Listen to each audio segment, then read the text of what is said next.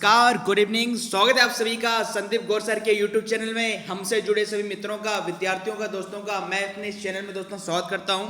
और जो विद्यार्थी भी आज हमसे पहली बार जुड़े हुए हैं वह संदीप गौर सर को यूट्यूब चैनल पर सब्सक्राइब कर लीजिए, जिससे आगामी समय में आने वाले सारे वीडियोज का नोटिफिकेशन आपको आसानी से पहुंच सके। दोस्तों, इस समय आप देख रहे हैं मध्य प्रदेश करेंट अफेयर की जो श्रृंखला हमारे समक्ष चलाई जा रही है, बिल्कुल धांसू ट्रिक से चलाई जा रही है। और यह क्लास मेरे दोस्तों आगामी मध्य प्रदेश में होने वाले एमपीपीएससी, एमपी पुलिस, एमपीएसआई, संविदा शिक्षक वर्ग 3 इन सभी एग्जामों के लिए काफी महत्वपूर्ण होने वाली है। और इन सारे एग्जामों के लिए दोस्तों हम Madhya Pradesh special current affair धांसू trick से पढ़ रहे हैं। और साथ ही साथ इन सभी एग्जामों के लिए मध्य प्रदेश सामान्य ज्ञान पर भी हम चर्चा कर रहे हैं ट्रिक के माध्यम से। चलिए, अब आज की कक्षा को प्रारंभ करने से पहले हमारी जो लास्ट क्लास हुई थी मेरे दोस्तों, हमारी जो अंतिम जो क्लास हुई थी आपकी 10 जनवरी को, तो 10 जनवरी मध्य प्रदेश करंट अफेयर की क्लास में पूछे गए प्रश्नों का जिन विद्यार्थियों ने सबसे फास्ट आंसर दिया था मेरे दोस्तों, उन टॉप 10 रैंकर्स का नाम ये रहा आपके डिस्प्ले स्क्रीन पर।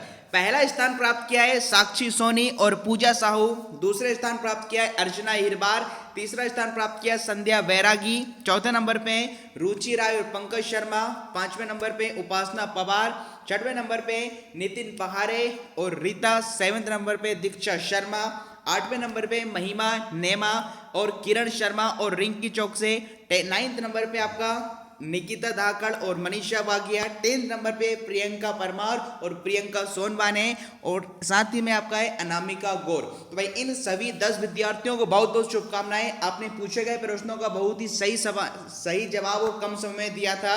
इसी प्रकार आप लोग आगे मेहनत करते रहिए, आगे बढ़ते रहिए। चलिए, अब आज की कक्षा को प्रारंभ करने से पहले दोस्तों जान लेते हैं आज का मोटिवेशनल कोट्स जो आपको ऊर्जावान बनाएगा, चेहरे पर मुस्कान लाएगा, आपको आपकी मंजिल के प्रति दोगुनी रफ्तार से आगे बढ़ाएगा। तो क्या मेरे दोस्तों आज का मोटिवेशनल कोट कि न थकान होनी चाहिए न हार होनी चाहिए, न थकान होनी चाहिए न हार होनी चाहिए, जीत के लिए निकले हो तो बस जीत ही जीत होनी चाहिए। क्या दोस्तों, जीत के लिए निकले हो तो बस जीत ही होनी चाहिए। इसलिए इतनी शिद्दत से परिश्रम करो कि हार को भी हार से शर्म आनी चाहिए। क्या, इसलिए इतनी शिद्दत से परिश्रम करो कि हार को भी हार से शर्म आनी चाहिए। जी हाँ दोस्तों, तो हो गया है आगाज रण का, बस युद्ध की तैयारी है, जीत उसी की होगी मेरे दोस्तों, संघर्ष जिसका जारी है। क्या, संघर्ष जिसका जारी है, या तो मेरे दोस्तों जाने दो या जान लगा दो। जी हाँ दोस्तों, तो बिल्कुल जुड़ जाइए हमारे साथ। आज की कक्षा काफी महत्वपूर्ण रहने वाली है, हर एक क्वेश्चन को हम यहाँ पर ट्रिक के माध्यम से देखेंगे। तो चलिए दोस्तों, आज की कक्षा को मैं पुनः आप सभी का स्वागत करते हुए प्रारंभ करता हूं। और पहला प्रश्न दोस्तों ये रहा आपके डिस्प्ले स्क्रीन पर। आपसे पूछा गया है कि मंदसौर किस नदी के किनारे स्थित है। जी हाँ दोस्तों, जिस नदी पर के किनारे स्थित है उसकी पिक्चर भी आपको डिस्प्ले स्क्रीन पर दिखाई दे रही है। तो फटाफट से हमारे दोस्तों मित्रों इसका आंसर देंगे कि मंदसौर किस नदी के किनारे स्थित है। कई बार आपके व्यापम और एमपीपीएससी में पूछा गया है। 4 विकल्प आपके समक्ष हैं, नर्मदा, माही, चंबल और शिवना। नर्मदा, माही, चंबल और शिवना। तो फटाफट बताएंगे मेरे दोस्तों कि मंदसौर किस नदी के किनारे स्थित है। चलिए, अब जान लेते हैं राइट आंसर। भैया मंदसौर की बात की जा रही है कि मंदसौर किस नदी के किनारे स्थित है। तो जिन विद्यार्थियों ने यहाँ पर चयन किया विकल्प क्रमांक 4 का शिवना, तो यहाँ दोस्तों शिवना इज द परम सत्य आंसर। मंदसौर किस नदी के किनारे स्थित है, तो शिवना नदी के किनारे स्थित है। अब जिन विद्यार्थियों ने विकल्प क्रमांक 4 का चयन किया बिल्कुल सही उत्तर है, किंतु जो विद्यार्थी भ्रमित हो गए थे या फिर इस क्वेश्चन को हमेशा के लिए याद करना चाहते हैं, तो उसकी बढ़िया से हम ट्रिक बता देते हैं दोस्तों। क्योंकि चाहे मध्य प्रदेश करंट अफेयर का प्रश्न हो या आपका एमपी जीके का, हर एक क्वेश्चन हम ट्रिक के माध्यम से करने की कोशिश करेंगे। और वह ट्रिक क्या है मेरे दोस्तों, बताइए। किस नदी की बात की जा रही, किस शहर की बात की जा रही, मंदसौर की। मंदसौर किस नदी के किनारे स्थित है, बताइए मेरे दोस्तों। यदि आप पढ़ाई कर रहे हैं, यदि आप अध्ययन कर रहे हैं और आपके आसपास छोटे छोटे बच्चे खेल रहे हैं, तो आप क्या कहेंगे उनसे कि शोर कम करो। क्या करो मेरे दोस्तों, या तो क्या करो, शोर मंद करो या धीरे करो या फिर शोर ना करो। तो बताइए, शिवना में एक शब्द आएगा ना, तो ना का मतलब शिवना से है और शोर का मतलब किससे है, मंदसौर से। मतलब यदि छोटे छोटे बच्चे, यदि आपके यहाँ शोर हो रहा है तो पढ़ने में आपका मन नहीं लगेगा, तो आप क्या कहेंगे, शोर क्या है, मंद करो, धीरे करो या फिर शोर ना करो। तो ना का मतलब शिवना से है और शोर का मतलब मेरे दोस्तों मंदसौर से। तो इस प्रकार मेरे दोस्तों आप इस क्वेश्चन को आसानी से याद कर सकते हैं कि मंदसौर किस नदी के किनारे स्थित है, तो उसका आंसर आएगा शिवना, क्योंकि शोर कैसा करना चाहिए, मंद करना चाहिए या फिर शोर ना करना चाहिए, ना के बराबर, तो ना का मतलब शिवना से और शोर का मतलब मंदसौर से। चलिए अब इससे संबंधित कुछ हम तथ्य देख लेते हैं मंदसौर से संबंधित, जो कि आगामी भविष्य में होने वाली परीक्षाओं के लिए महत्वपूर्ण या कारगर सिद्ध होंगे आपके लिए। है वही आपको पता है कि मंदसौर भारत के मध्य प्रदेश प्रांत में उत्तर पश्चिम में स्थित एक प्रमुख शहर है। मंदसौर का प्राचीन नाम क्या है, दशपुर था। जी हाँ दोस्तों, कई बार आपसे तथ्य आपसे पूछा जाता है कि मंदसौर का प्राचीन नाम क्या था, दशपुर था। यह क्षेत्र दशपुर जनपद के रूप में जाना जाता था। आदिवासी सत्ता ने यहाँ कई सदियों तक शासन किया। भील राजाओं ने दशपुर जनपद पर दीर्घकाल तक शासन किया। आगे आपका लिखा है कि पुरातात्विक और ऐतिहासिक विरासत को संजोए उत्तरी मध्य प्रदेश का मंदसौर एक ऐतिहासिक जिला है। यह 5533 वर्ग किलोमीटर क्षेत्र में फैला हुआ है। आज़ादी के पहले यह ग्वालियर रियासत का हिस्सा था। मंदसौर का कयामपुर गांव खासा लोकप्रिय है। पशुपतिनाथ मंदिर, जी कई बार पूछा गया, पशुपतिनाथ मंदिर कहाँ पे है दोस्तों, मंदसौर में। बाही पारसनाथ जैन मंदिर और गांधी सागर चंबल यहाँ मंदसौर जिले के प्रमुख दर्शनीय स्थल है। यह जिले में अफीम का भारत में सबसे बड़े पैमाने पर उत्पादन होता है। मंदसौर राजस्थान के चित्तौड़गढ़, कोटा, भीलवाड़ा, झालावाड़, प्रतापगढ़ और मध्य प्रदेश के जाबर रतलाम जिलों से घिरा हुआ है। तो ये कुछ महत्वपूर्ण हमने जानकारी आपको दी है दोस्तों। कई बार पूछा जाता है कि पशुपतिनाथ का मंदिर कहाँ है, पारसनाथ जैन मंदिर या गांधी सागर बांध कहाँ पर है, तो ये सारे दर्शनीय स्थल और साथ ही साथ अफीम का उत्पादन सबसे ज्यादा कहाँ पर होता है मेरे दोस्तों, मंदसौर में होता है। कहाँ, मंदसौर और नीमच में होता है। तो इतनी हमने जानकारी से संबंधित देखी है। चलिए चलते हैं अगले क्वेश्चन की ओर। और नेक्स्ट क्वेश्चन दोस्तों ये रहा आपके डिस्प्ले स्क्रीन पर कि हाल ही में केंद्र सरकार द्वारा वर्ष 2022 के खेलो इंडिया गेम्स का आयोजन मध्य प्रदेश के किस शहर में कराने की हाल ही में सैद्धांतिक सहमति प्रदान कर दी गई। जी दोस्तों, बहुत ही महत्वपूर्ण प्रश्न है। आगामी व्यापम एमपीपीएससी की परीक्षाओं के लिए 100% प्रश्न आपसे पूछा जाएगा। और प्रश्न क्या है कि हाल ही में केंद्र सरकार द्वारा वर्ष 2022 के खेलो इंडिया गेम्स का आयोजन मध्य प्रदेश के किस शहर में कराने की सैद्धांतिक सहमति प्रदान की गई है। तो फटाफट आपको बताना है कि 2022 के खेलो इंडिया गेम्स मध्य प्रदेश के किस शहर में आयोजित होंगे।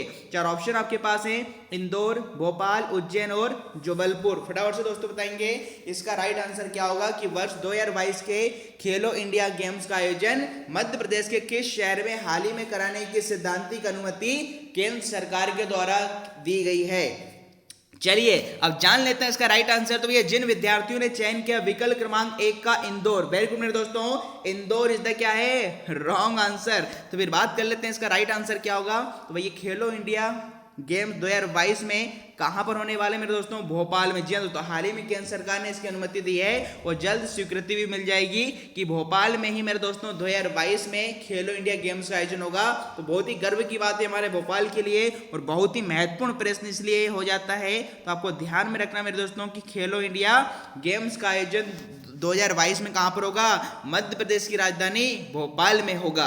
अब बताइए याद करने का तरीका मान लें कि सर कैसा याद रखें। वैसे तो यदि आपको याद हो रहता है तो अच्छी बात है।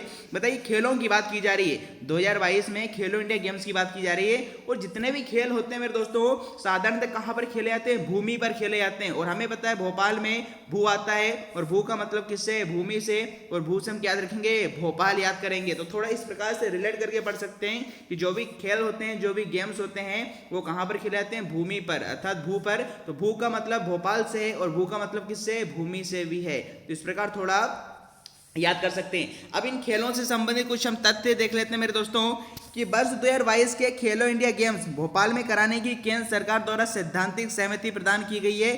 शीघ्र ही विधिवत स्वीकृति प्राप्त हो जाएगी। मध्य प्रदेश के 2 खिलाड़ियों चिंकी यादव और ऐश्वर्य प्रताप सिंह द्वारा शूटिंग में ओलंपिक कोटा प्राप्त किया गया है। बहुत ही महत्वपूर्ण है। इस प्रकार देश के 25 खिलाड़ी ओलंपिक क्वालिफायर के रूप में प्रशिक्षण प्राप्त कर रहे हैं। प्रदेश में नए एवं प्रतिभावान खिलाड़ियों को अवसर प्रदान करने के लिए मुख्यमंत्री कप का आयोजन किया जाएगा। गत सरकार ने विधायक कप का आयोजन बंद कर दिया था, जिसे दोबारा शुरू किया जाएगा। भारत सरकार द्वारा योग को खेलो इंडिया गेम्स 2021 में खेल ग्रुप में शामिल किया जाएगा। जी दोस्तों, अब योग को भी खेलो इंडिया गेम्स में शामिल किया जाएगा क्योंकि प्रदेश में योग के विस्तार के लिए जिला स्तर पर विवेकानंद योग सेंटर की स्थापना की जाएगी। इसके बाद विकास खंड स्तर पर इसका विस्तार होगा। तो ये तथ्य आपको कुछ इससे पता होना चाहिए। और यहाँ पर देख लेते हैं कि भैया खेलो इंडिया कार्यक्रम की शुरुआत कब की गई? 2018 में हुई है। इसे भारत में खेल संस्कृति को बेहतर बनाने के लिए लॉन्च किया गया था। राजीव गांधी खेल अभियान, शहरी खेल अवसंरचना योजना और राष्ट्रीय खेल प्रतिभा खोज प्रणाली कार्यक्रम को समर्पित करने के लिए इस कार्यक्रम का शुभारंभ किया गया।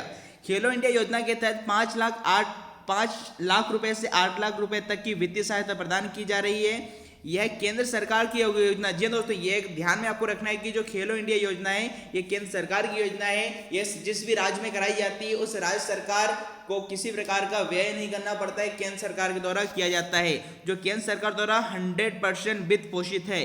इस योजना के तहत चुने गए उम्मीदवार लगातार 8 वर्षों तक 5 लाख रुपए की छात्रवृत्ति के पात्र हैं। इस योजना का मुख्य उद्देश्य खेल गतिविधियों में भारतीय नागरिकों की भागीदारी को बढ़ाना है। मेरे दोस्तों, इसके जो भी संस्करण हुए हैं अभी तक, वो सारे संस्करण आपको पता होने चाहिए। पहला हुआ था, फर्स्ट इसका जो संस्करण हुआ था दिल्ली में, क्योंकि जेल प्रेरी में भी आपसे पूछा गया था। 2019 वो कहां पर हुआ था? महाराष्ट्र में। 2020 कहां हुआ था? गुवाहाटी में। 2021 में कहां पर होने वाला है? ये पंचकुला हरियाणा में होने वाला है। और 2022 में मेरे दोस्तों कहां पर होगा?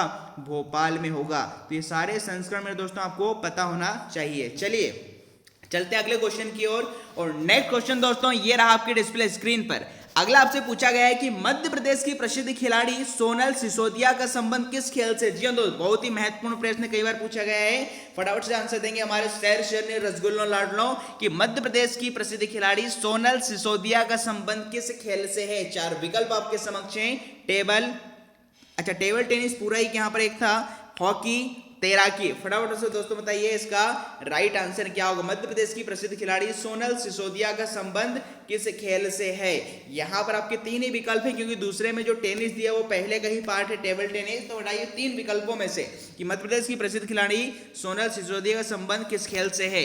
चलिए जान लेते हैं राइट आंसर। तो भैया जिन विद्यार्थियों ने चयन किया भैया विकल्प क्रमांक 4 का मतलब तैराकी, तो तैराकी इज द परम सत्य आंसर मेरे दोस्तों। प्रसिद्ध खिलाड़ी जो हमारे मध्य प्रदेश की है सोनल सिसोदिया, इनका संबंध मेरे दोस्तों किससे है? तैराकी से है। अब देखो मध्य प्रदेश में इतने सारे खिलाड़ी हुए हैं, किसी का संबंध क्रिकेट से, किसी का हॉकी से, या किसी का अन्य क्षेत्र से रहा है। तो इतने सारे विद्यार्थियों को हम याद कर लेते हैं, रट देते हैं, किंतु एग्जाम में आने पर भ्रमित हो जाते हैं। किंतु मेरे दोस्तों वह तरीका देखिए, वह हमारी धांसू ट्रिक देखिए, जिससे अब ये क्वेश्चन कभी गलत नहीं होगा।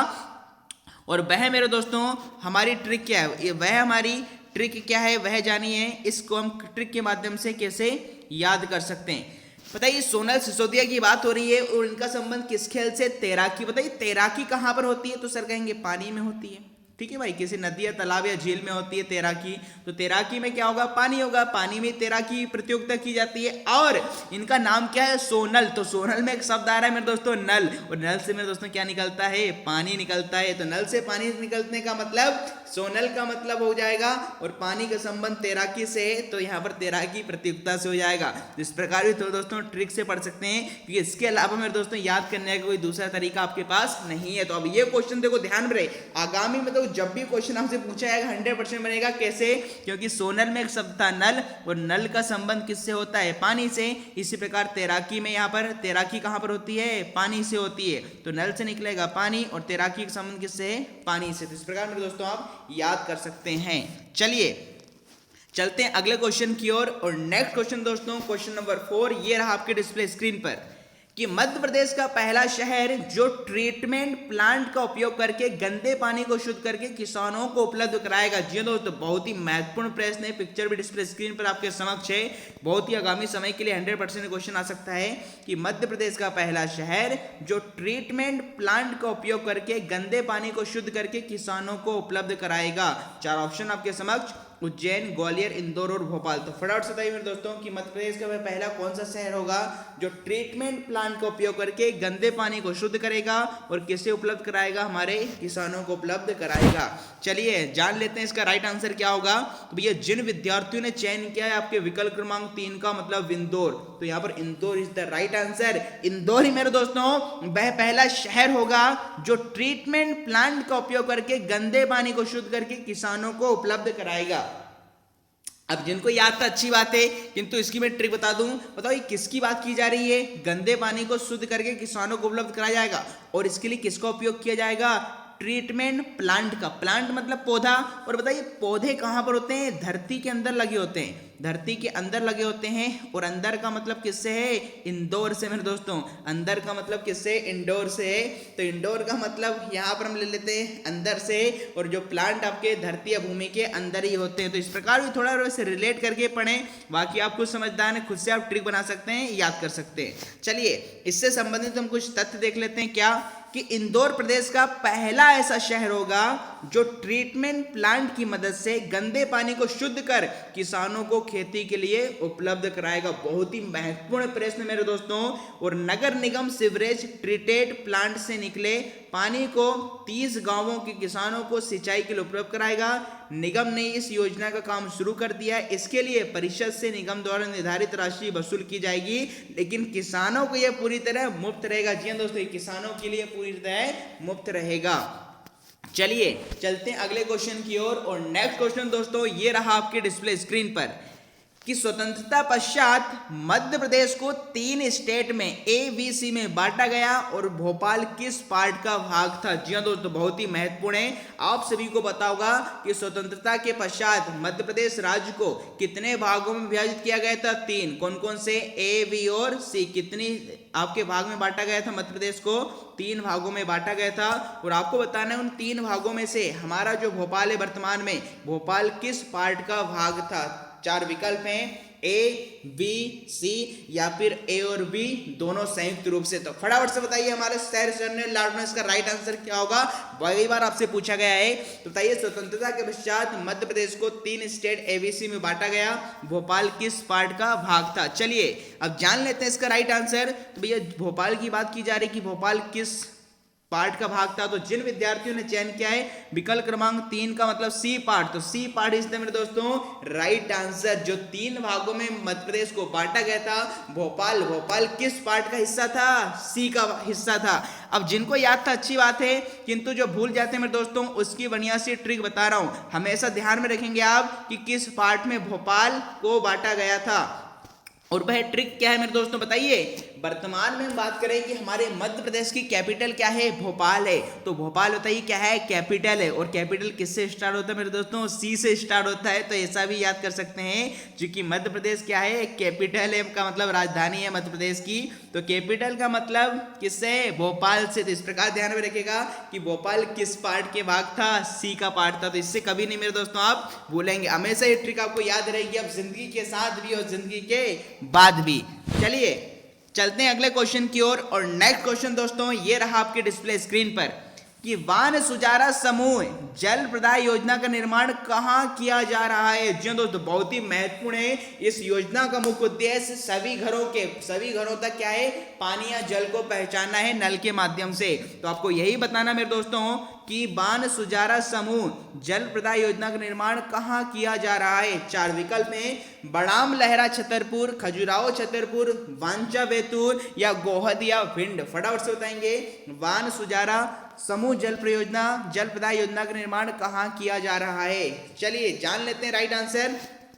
तो भैया जिन विद्यार्थियों ने पर चयन किया वान सुजारा समूह जल प्रदाय योजना के लिए विकल्प क्रमांक 1 का मतलब Badamalhara Chhatarpur is the right answer. जी हाँ दोस्तों, छतरपुर के बड़ाम लहरा विकासखंड में ही वान सुजारा समूह जल प्रदाय योजना का निर्माण किया जा रहा है। अब जिनको याद था अच्छी बात है, किंतु हम इस क्वेश्चन को थोड़ा ट्रिक से रिलेट करने की कोशिश करेंगे सर कैसा हम इसको याद कर सकते हैं। बताइए वान सुजारा समूह जल प्रदाय योजना की बात की जा रही है और वान सुजारा में शब्द आएगा वा। बताइए क्या आएगा? बा। ठीक है ना। और या फिर बात करें समूह जल प्रदाय योजना की बात कर रहे हैं, तो समूह कैसा होता है? बड़ा होता है मेरे दोस्तों। क्या होता है? समूह बड़ा होता है। तो बड़ा का मतलब किससे है? बड़े से किसका मतलब है दोस्तों? बड़ाम लहरा से। इस प्रकार भी याद कर सकते हैं कि वान सुजारा समूह जल प्रदान में शब्द था समूह, और समूह हमेशा कैसा होना चाहिए? बड़ा होना चाहिए। बड़ा होता है तो बड़ा का मतलब बड़ाम लहरा छतरपुर से है। ठीक है दोस्तों, इस प्रकार भी बना सकते हैं।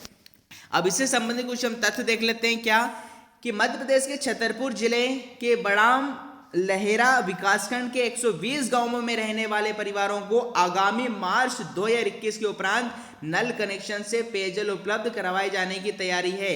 मध्य प्रदेश जल निगम मर्यादित द्वारा जल के मिशन के अंतर्गत जिले के विकासखंड के लिए 210.85 करोड़ रुपए की लागत से बांध सुजारा समूह जल प्रदान योजना का निर्माण किया जा रहा है। आगे से संबंधित तथ्य, इस समूह जल प्रदान योजना का करीब 97% कार्य हो चुका है और योजना के कमीशनिंग कार्य, फिनिशिंग कार्य, बाउंड्री वॉल तथा टेस्टिंग कार्य को मार्च 2021 तक पूर्ण किए जाने का लक्ष्य है।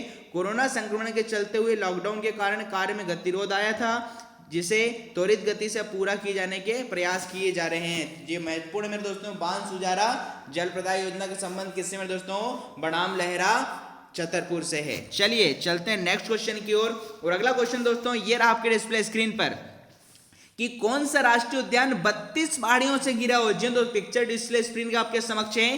कई बार आपका प्रश्न एमपीपीएससी व्यापम में पूछा गया है कि भाई कौन सा एकमात्र राष्ट्रीय उद्यान है मध्य प्रदेश का जो 32 पहाड़ियों से क्या है, घिरा हुआ है। फटाफट से दोस्तों आंसर देंगे इसका, बहुत ही महत्वपूर्ण प्रश्न है। 4 विकल्प आपके समक्ष है। कान्हा-किसली राष्ट्रीय उद्यान, बांधवगढ़ राष्ट्रीय उद्यान, पेंच राष्ट्रीय उद्यान या पन्ना राष्ट्रीय उद्यान। तो फटाफट से बताइए कौन सा राष्ट्रीय उद्यान 32 पहाड़ियों से घिरा हुआ है। चलिए अब जान लेते हैं।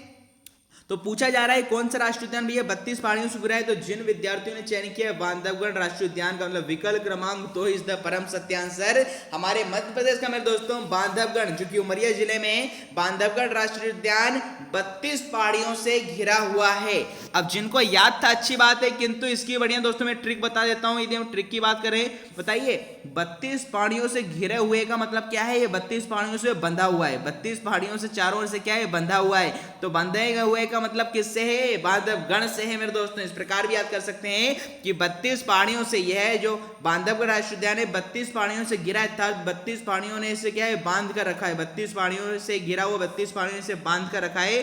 तो बांध का मतलब मेरे दोस्तों किससे है, बांधवगढ़ से है। तो इस प्रकार भी थोड़ा रिलेट करके पढ़ सकते हैं। अब बांधवगढ़ राष्ट्रीय उद्यान से संबंधित कुछ महत्वपूर्ण तथ्य हम देख लेते हैं। राइट आंसर बांधवगढ़ राष्ट्रीय उद्यान है। वह तथ्य क्या है कि बांधवगढ़ राष्ट्रीय उद्यान मध्य प्रदेश के किस जिले में, तो पूछा जाता है कई बार, तो किस जिले में, उमरिया जिले में। इसे राष्ट्रीय उद्यान कब बनाया गया, 1968 में बनाया गया। क्षेत्रफल कितना है, 437 वर्ग किलोमीटर है। यहाँ बाघ आसानी से दिखे जाते हैं, तो सफेद शेर यहाँ पर दिखाई जाते हैं आपके।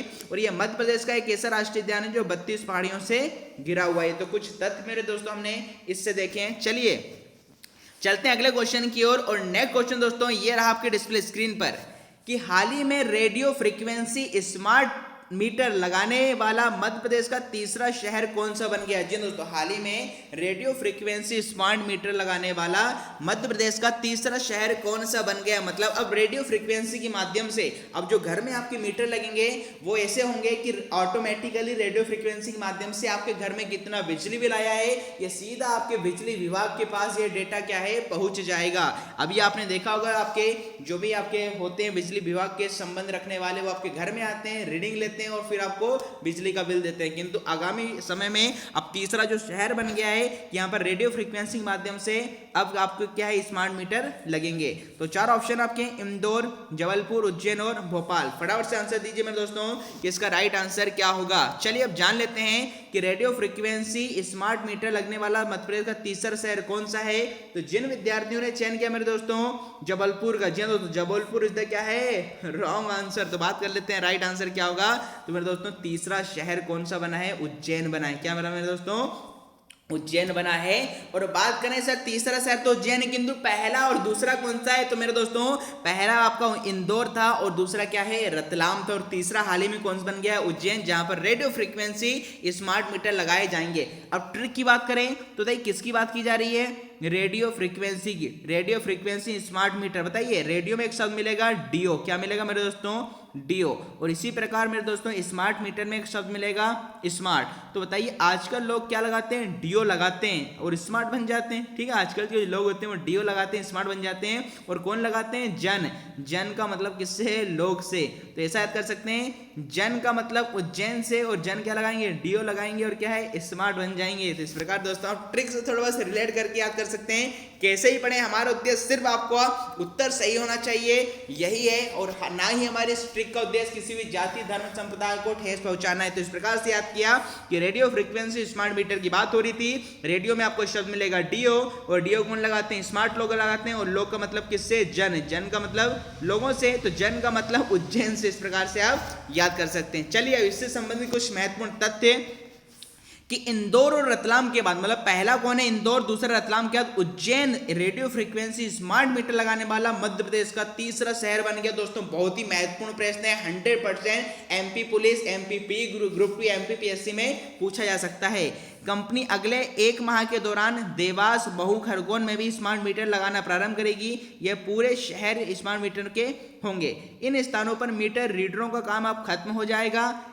इस हर माह की अंतिम तिथि पर मीटर से रेडियो फ्रीक्वेंसी तरीके से डेटा सीधे बिलिंग सेक्शन तक पहुंच जाएगा। जी दोस्तों बहुत ही महत्वपूर्ण है कि जैसे आपका मंथ होगा उसके लास्ट में रेडियो फ्रीक्वेंसी के माध्यम से डेटा सीधे आपके बिलिंग सेक्शन पहुंच जाएगा। चलिए चलते हैं अगले क्वेश्चन की ओर। और नेक्स्ट क्वेश्चन दोस्तों ये रहा आपके डिस्प्ले स्क्रीन पर कि देवरी का मेला मध्य प्रदेश के किस जिले में लगता है। जी दोस्तों बेसिकली आपका ये अग्नि मेला है। देखिए आग यहाँ पर आपको दिखाई देगी, यहाँ पर अग्नि के सामने महिलाएं बैठी रहती हैं। तो देवरी का मेला आपसे पूछा जा रहा है मध्य प्रदेश के किस जिले में लगता है। 4 विकल्प आपके समक्ष हैं, दतिया, सागर, शिवपुरी और गुना। तो फटाफट से दोस्तों बताएंगे कि देवरी का मेला मध्य प्रदेश के किस जिले में लगता है। देवरी का मेला मध्य प्रदेश के किस जिले में लगता है। चलिए अब जान लेते हैं राइट आंसर कि भैया देवरी का मेला मध्य प्रदेश के किस जिले में लगता है। तो जिन विद्यार्थियों ने चयन किया मेरे दोस्तों सागर, जी दोस्तों सागर इज द परम सत्य आंसर। सागर में ही मेरे दोस्तों देवरी का मेला लगता है। जी दोस्तों देवरी का मेला कहां पर लगेगा, सागर जिले में लगता है। अब जिनको याद था अच्छी बात है, किंतु यहाँ पर इसको भी थोड़ा हम ट्रिक से देख लेते हैं।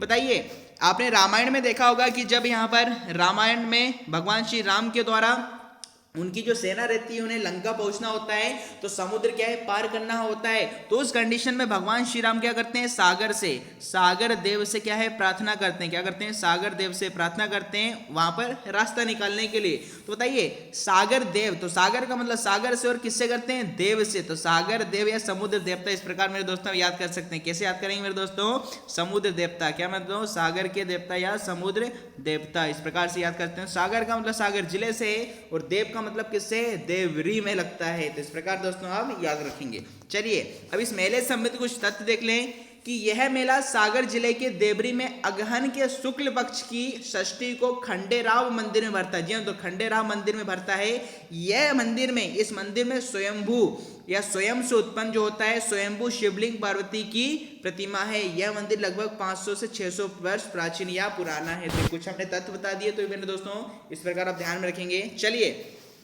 चलते हैं अगले क्वेश्चन की ओर। और नेक्स्ट क्वेश्चन दोस्तों ये रहा आपके डिस्प्ले स्क्रीन पर कि मध्य प्रदेश में स्पिरिचुएबल टूरिज्म को बढ़ावा देने के लिए किस स्थान को चुना गया है। जी हाँ दोस्तों बहुत ही महत्वपूर्ण प्रश्न है कि मध्य प्रदेश में स्पिरिचुएबल टूरिज्म को बढ़ावा देने के लिए किस स्थान को चुना गया है। तो स्पिरिचुअल का मतलब होता है अध्यात्म से होता है, ध्यान लगाने से होता है। मेरे दोस्तों 4 विकल्प हैं, जानापाब, अमरकंटक, सांची और उज्जैन। तो फटाफट बताएंगे मध्य प्रदेश में स्पिरिचुअल टूरिज्म को बढ़ावा देने के लिए किस शहर को चुना गया है, किस स्थान को चुना गया है। चलिए अब जान लेते हैं राइट आंसर। तो ये जिन विद्यार्थियों ने चयन किया जानापाब विकल्प क्रमांक 1 इसका मेरे दोस्तों क्या है, राइट आंसर है। बताइए जानापाब से किस नदी का उद्गम होता है, चंबल नदी का उद्गम मेरे दोस्तों जानापाब पहाड़ी से ही होता है मेरे दोस्तों। अब इसका राइट आंसर तो क्या होगा, जानापाब हो गया। इससे संबंधित हम कुछ तथ्य देख लेते हैं कि नरेंद्र मोदी की मंशा के मद्देनजर प्रदेश में स्पिरिचुअल टूरिज्म को बढ़ावा दिया जाएगा। इसके लिए महू विधानसभा की जानापाब पहाड़ी को चुना गया है। आपको पता होगा मेरे दोस्तों ये परशुराम की क्या है, जन्मस्थली। लिखा है भगवान परशुराम जी का जन्मस्थली जानापाब पहाड़ी पर आपका हार्दिक अभिनंदन, स्वागत है। तो ये परशुराम जी की जन्मस्थली है, इसी को मेरे दोस्तों स्पिरिचुअल टूरिज्म के लिए चुना गया है। चलिए दोस्तों चलते हैं नेक्स्ट क्वेश्चन की ओर। और अगला क्वेश्चन मेरे दोस्तों ये रहा आपके डिस्प्ले स्क्रीन पर कि मध्य प्रदेश के किस जिले में महाराजा छत्रसाल बुंदेलखंड विश्वविद्यालय स्थित है। पिक्चर मेरे दोस्तों डिस्प्ले स्क्रीन पर दिखाई दे रही। कई बार आपसे पूछा गया है कि मध्य प्रदेश के किस जिले में महाराजा छत्रसाल बुंदेलखंड विश्वविद्यालय स्थित है। 4 विकल्प मेरे दोस्तों, छतरपुर, सतना, जबलपुर और बुरहानपुर। फटाफट से आंसर देंगे। मध्य प्रदेश के किस जिले में महाराजा छत्रसाल बुंदेलखंड विश्वविद्यालय स्थित है? छतरपुर, सतना, जबलपुर और बुरहानपुर। चलिए अब जान लेते हैं राइट आंसर की वजह। इसका राइट आंसर क्या होगा? तो जिन विद्यार्थियों ने चयन किया विकल्प क्रमांक 1 का मतलब छतरपुर, तो छतरपुर इज द परम सत्य आंसर। मध्य प्रदेश के छतरपुर में मेरे दोस्तों महाराजा छत्रसाल बुंदेलखंड विश्वविद्यालय स्थित है। अब बात करें जिनको याद था, अच्छी बात है, बिल्कुल सही उत्तर उन्होंने दिया है। किंतु ट्रिक की बात कर लें, ऐसी ट्रिक जो आपको हमेशा याद रहेगी। बताइए किसकी बात की जा रही है? महाराजा छत्रसाल बुंदेलखंड विश्वविद्यालय। मेरे दोस्तों छत्र का मतलब क्या होता है? छत्र का मतलब क्या होता है? छत्र छाया या छत से। मेरे दोस्तों इस प्रकार से ध्यान रखें कि छत्र का मतलब किससे होता है? छत से होता है। तो छत्र किससे बन जाएगा? छत्रसाल। और छत से क्या बन जाएगा? छतरपुर बन जाएगा मेरे दोस्तों। क्या बन जाएगा? छतरपुर बन जाएगा।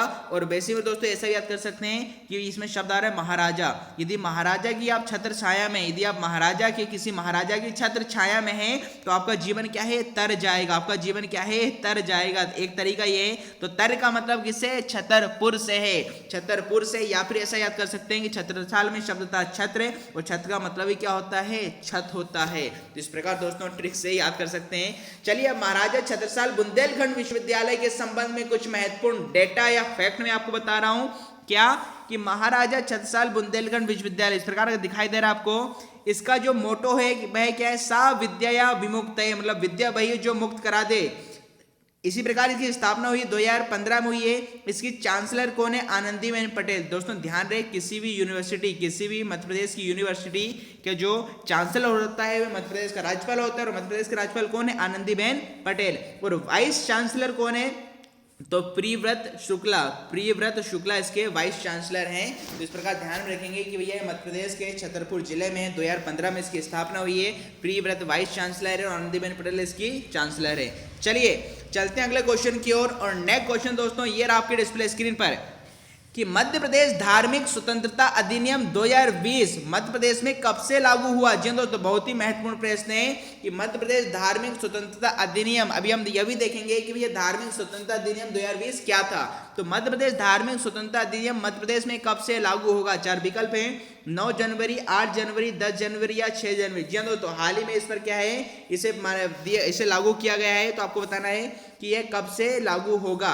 चलिए राइट आंसर की बात कर लें कि भाई जिन विद्यार्थियों ने चयन किया मध्य प्रदेश में कब से लागू होगा? विकल्प क्रमांक 1 का मतलब 9 जनवरी 2021 is the right answer. Madhya प्रदेश में धार्मिक स्वतंत्रता अधिनियम मेरे दोस्तों 9 जनवरी 2021 से लागू होगा। और आपके दिमाग में चल रहा होगा सर ये धार्मिक स्वतंत्रता अधिनियम क्या है? तो वह जान लेते मेरे दोस्तों कि गृह मंत्री डॉक्टर नरोत्तम मिश्रा ने बताया है कि शनिवार 9 जनवरी मध्य प्रदेश में धार्मिक स्वतंत्रता अधिनियम 2020 ने मूर्त रूप ले लिया है।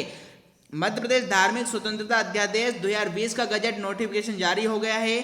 अब है क्या ये वह देख लेते हैं। अब जबरन, भयपूर्वक, डरा धमकाकर, प्रलोभन देकर, बहला फुसलाकर, धर्म में परिवर्तन करवाकर विवाह करने और करवाने वाले व्यक्ति, संस्था और स्वयंसेवी संस्था की शिकायत प्राप्त हुई तत्काल अध्यादेश में किए गए प्रावधानों के मुताबिक संबंधितों के विरुद्ध सख्त कार्रवाई सुनिश्चित की जाएगी। मतलब जी हाँ दोस्तों बिल्कुल सही यहाँ पर ये नियम बनाया गया कि ऐसे लोग जो डरा धमकाकर है, बहला फुसलाकर कई लोगों को शादी के लिए धर्म परिवर्तन करा लेते थे और बाद में धोखा दे देते थे, तो ऐसे व्यक्तियों के खिलाफ जो प्रावधान बनाए गए हैं उन प्रावधानों को ध्यान में रखते हुए संबंधित व्यक्ति हो सकता है, संस्था हो सकती है या कोई व्यक्ति हो सकता है, इस पर क्या कार्रवाई की जाएगी, जिसकी हाल ही में 9 जनवरी से ये लागू किया गया। तो भैया दोस्तों ध्यान रहे भैया आप लोग भी कभी किसी को बहला फुसलाकर धर्म परिवर्तन करके ब्याह होने करा, नहीं तो अदरवाइज क्या है यहाँ पर मुकदमा होगा। ठीक है ना।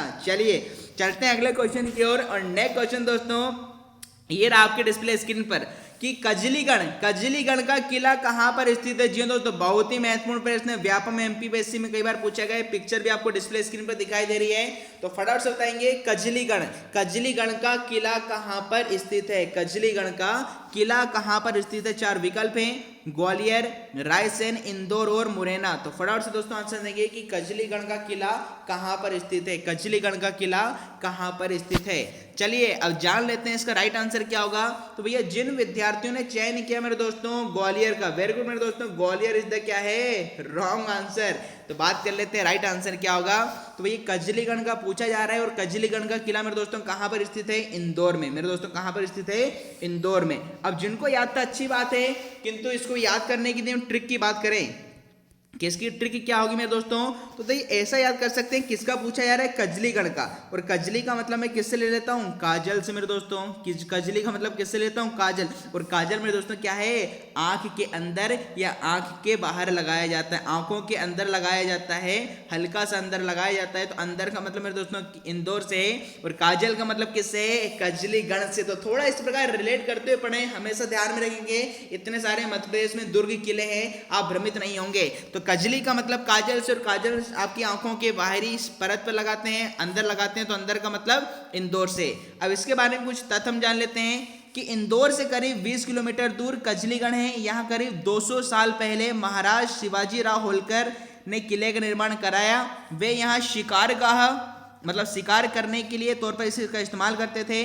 समतल पठार पर यह किला 3 तरफ से गहरी खाई से सुरक्षित है। तो ये पूरी चीज से संबंधित आप पढ़ सकते हैं, और ये इसकी पिक्चर आपको दिखाई दे रही है। चलिए चलते मेरे दोस्तों अगले क्वेश्चन की ओर। अगला क्वेश्चन दोस्तों ये रहा आपके डिस्प्ले स्क्रीन पर कि महिलाओं और बच्चों के विरुद्ध घटित अपराधों की रोकथाम के लिए मध्य प्रदेश स्तर पर जागरूकता अभियान सम्मान का शुभारंभ किसके द्वारा किया जाएगा। जी दोस्तों बहुत ही महत्वपूर्ण प्रश्न है, जो कि मध्य प्रदेश पुलिस द्वारा जागरूकता अभियान सम्मान की शुरुआत की जा रही है मेरे दोस्तों। कब से की जा रही है, 11 जनवरी से की जा रही है दोस्तों। तो आपको बताना है इसका शुभारंभ किसके द्वारा किया जाएगा, शिवराज सिंह चौहान, नरोत्तम मिश्रा, ओम प्रकाश सकलेचा या मीणा सिंह। मतलब शुरुआत अब क्या है, हो चुकी है। तो बताइए किसके द्वारा इसकी शुरुआत अभी की गई है 11 जनवरी को। तो चलिए राइट आंसर की बात कर लेते हैं। जिन विद्यार्थियों ने चयन किया मेरे दोस्तों शिवराज सिंह चौहान का, शिवराज सिंह चौहान इज द परम सत्य आंसर। महिलाओं और बच्चों के विरुद्ध घटित अपराधों को रोकने के लिए हमारे मध्य प्रदेश में जागरूकता अभियान जिसका नाम है सम्मान, इसका शुभारंभ मेरे दोस्तों शिवराज सिंह चौहान के द्वारा किया गया है।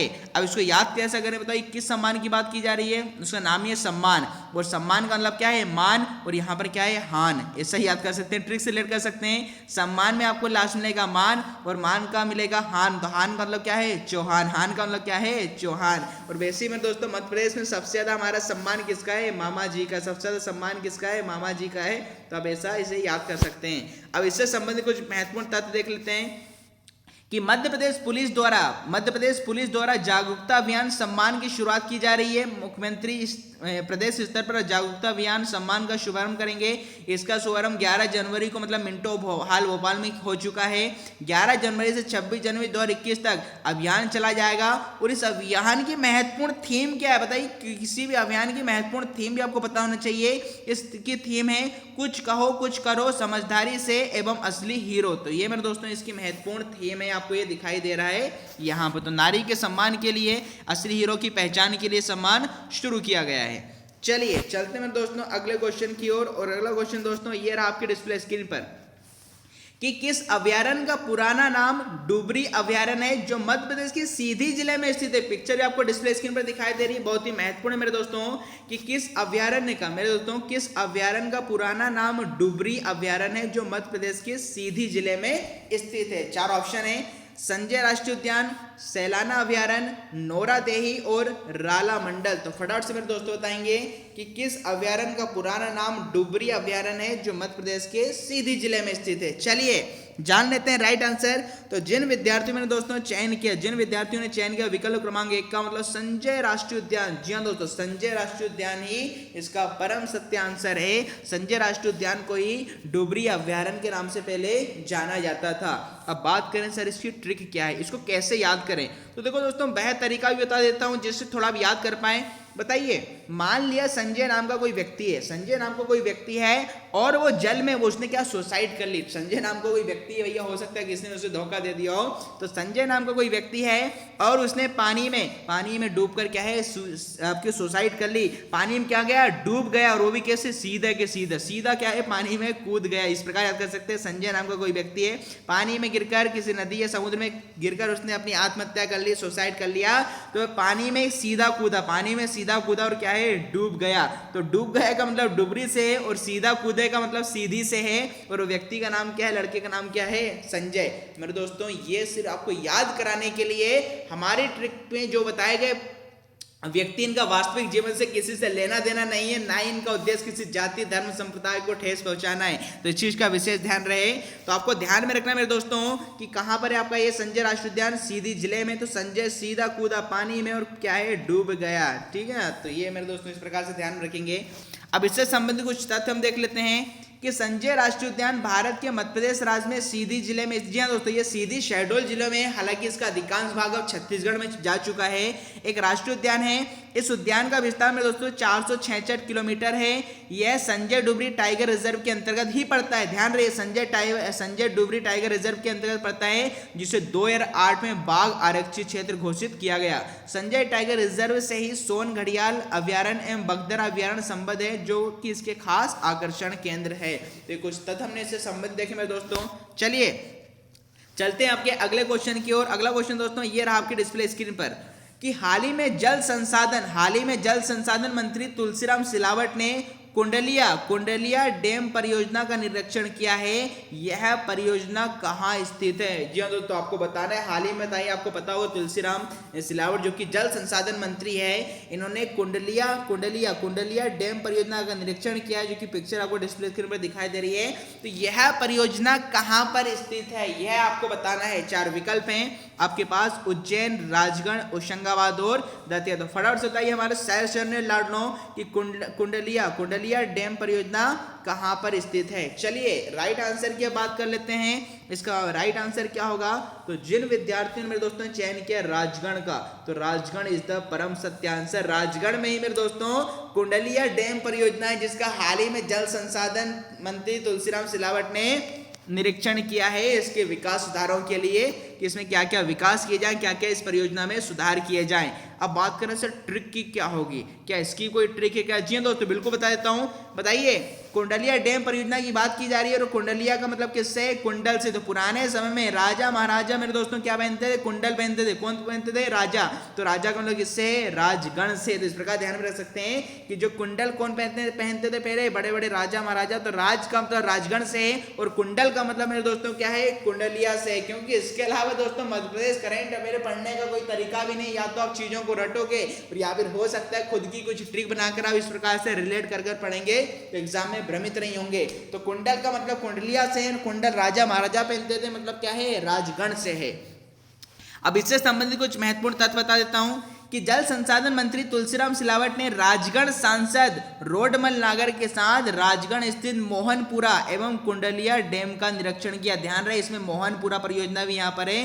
प्रदेश की पहली बड़ी सूक्ष्म सिंचाई परियोजना राजगढ़ में आगर मालवा जिले की सीमा पर 3,448 करोड़ की लागत से काली सिंध नदी पर कुंडलिया बृहद सिंचाई परियोजना के अंतर्गत डैम का निर्माण किया गया। ध्यान रहे मेरे दोस्तों, ये कुंडलिया बृहद सिंचाई परियोजना किस नदी पर है? काली सिंध पर है।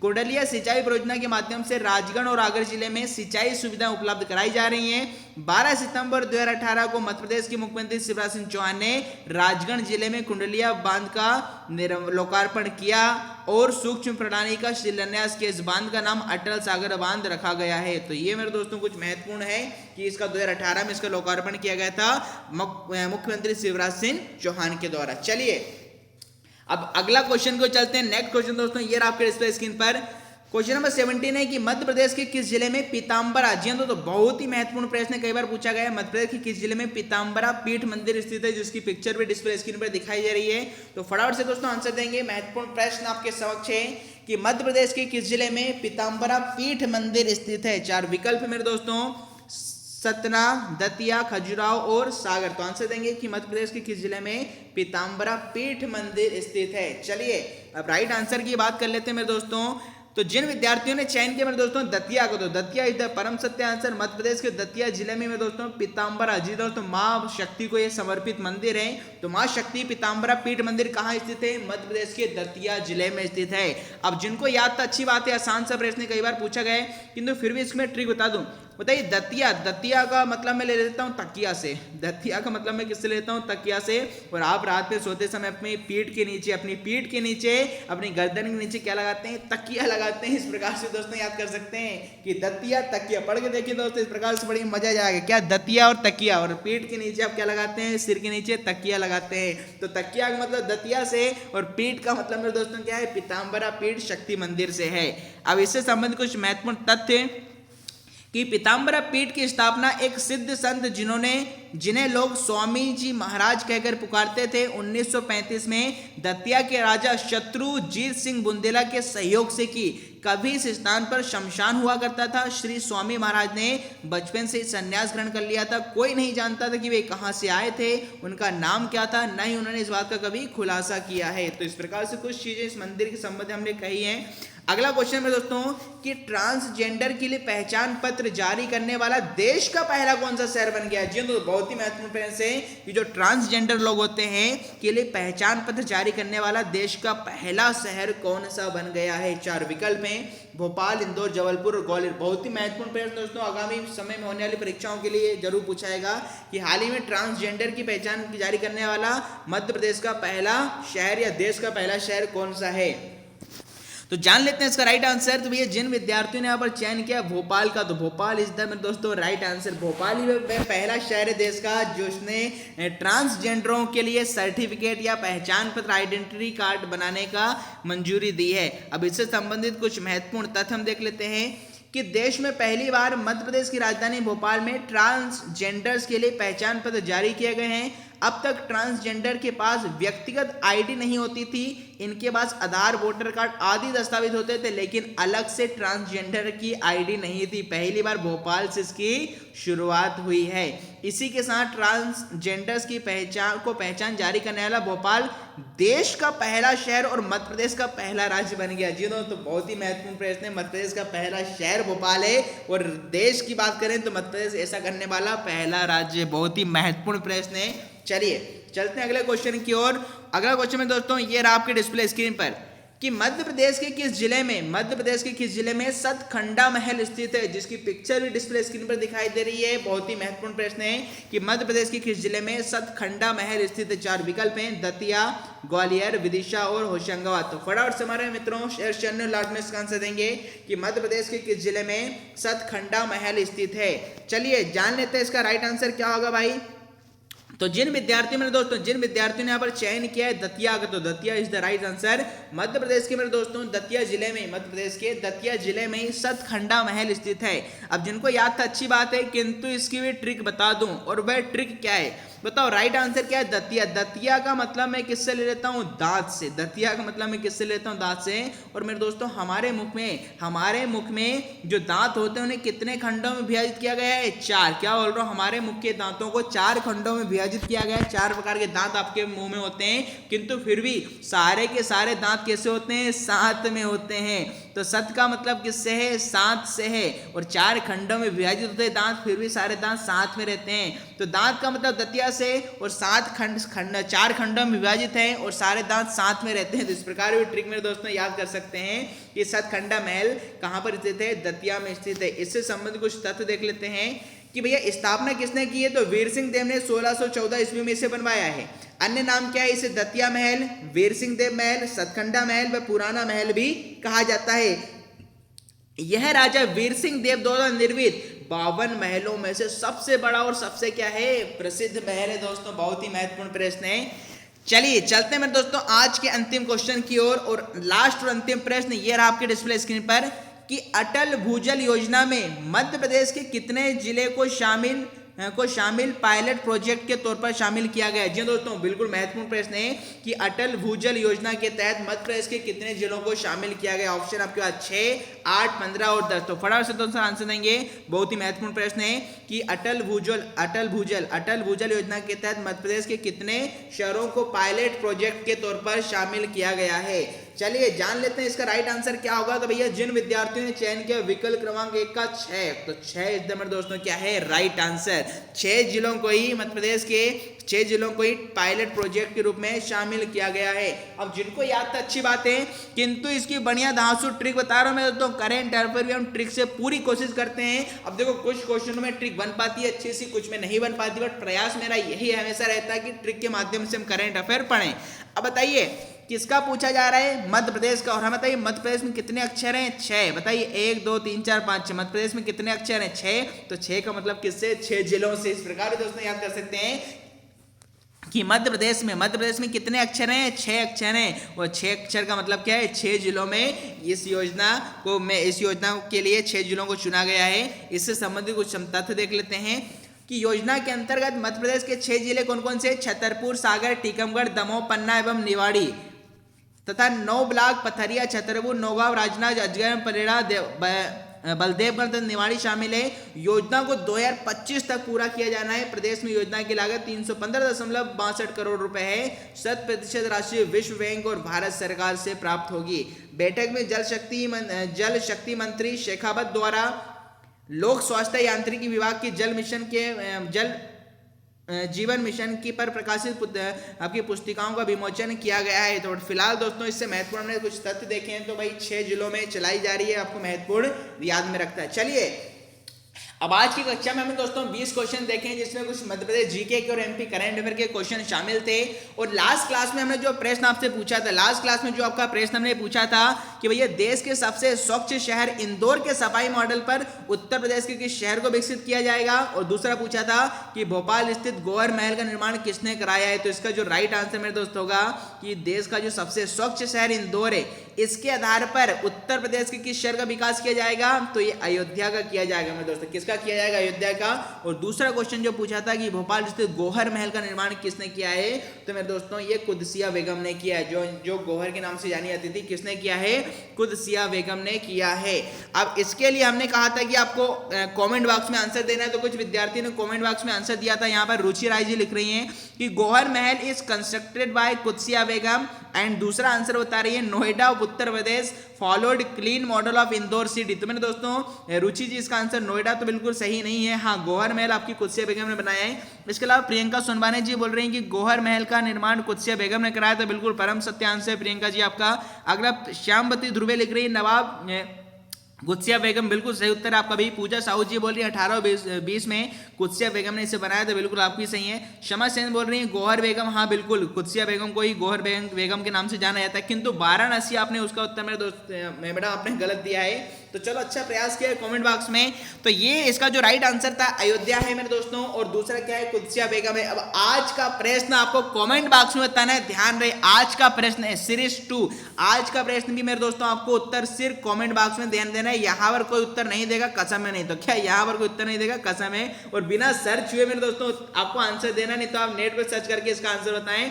बताइए मध्य प्रदेश शासन द्वारा राज्य भूमि सुधार आयोग के अध्यक्ष किसे नियुक्त किया गया। हम एक क्वेश्चन हम एमपी जेके का और एक क्वेश्चन हम एमपी करंट अफेयर का मेरे दोस्तों आपसे डेली पूछेंगे। तो आज का प्रश्न आपके एमपी करंट अफेयर से यही है कि मध्य प्रदेश शासन द्वारा हाल ही में भूमि सुधार आयोग के अध्यक्ष किसे नियुक्त किया है। और दूसरा आपको बताना है महत्वपूर्ण प्रश्न एमपी जीके का कि फिल्म अभिनेता गोविंद नामदेव का संबंध मध्य प्रदेश के किस जिले से। जी हाँ दोस्तों, बहुत ही महत्वपूर्ण प्रश्न है, कई बार पूछा गया है कि फिल्म अभिनेता गोविंद नामदेव का संबंध मध्य प्रदेश के किस जिले से है। तो इस प्रकार दोस्तों हमने आज यहाँ पर हम इसके विदाई का समय आ चुका है। आज की हम कक्षा को यहीं पर समाप्त करेंगे। उससे पहले कुछ पंक्तियां आपके समक्ष कि बुझी शमा भी जल सकती है, तूफानों से कश्ती भी निकल सकती है, हो के मायूस यूं ना अपने इरादे बदल, तेरी किस्मत कभी भी बदल सकती है। जी दोस्तों, तेरी किस्मत कभी बदलती सकती है। इसलिए दोस्तों मेहनत करते रहिए, आगे बढ़ते रहिए, क्योंकि जब तक तोड़ेंगे नहीं तब तक छोड़ेंगे नहीं। या तो जाने दो मेरे दोस्तों, या तो जान लगा दो। क्या, या तो जान लगा दो। चलिए दोस्तों आज की कक्षा में यहीं पर समाप्त करते हैं। थैंक यू, जय हिंद, शुभ रात्रि।